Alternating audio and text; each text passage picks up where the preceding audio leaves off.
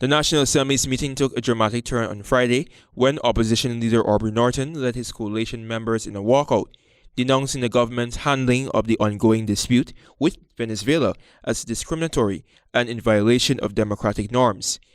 The walkout happened after Norton criticized the government's motion that sought parliamentary support to oppose Venezuela's referendum this weekend. This referendum controversially proposes to annex the Essequibo region of Guyana.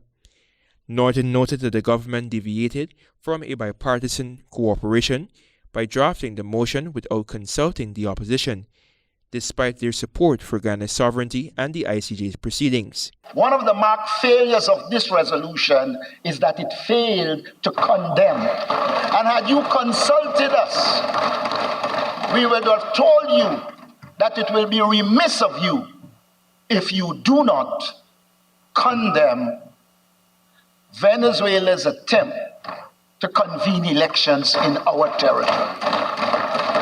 At no stage, at no point in this motion, the opposition leader emphasized that the motion's current form was insufficient because it lacked important historical allusions that support Guyana's Essequibo claim.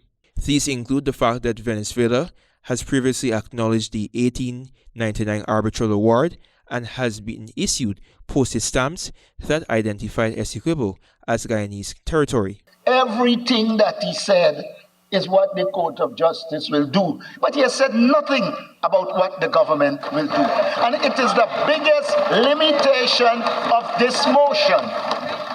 This motion is very limited to the extent that it fails to outline the actions that Guyana will take. The opposition leader criticized the administration for lacking a public education campaign to reach indigenous and border communities impacted by the escalating dispute, especially before Venezuela's contentious vote. To this end, Norton and his team vacated the premises of the National Assembly. Honorable Prime Minister,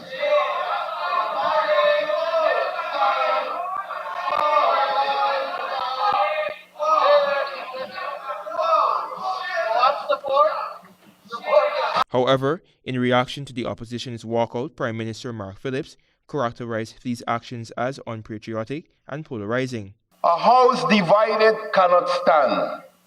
And what we had there was a perfect example of an attempt to divide the people of Guyana.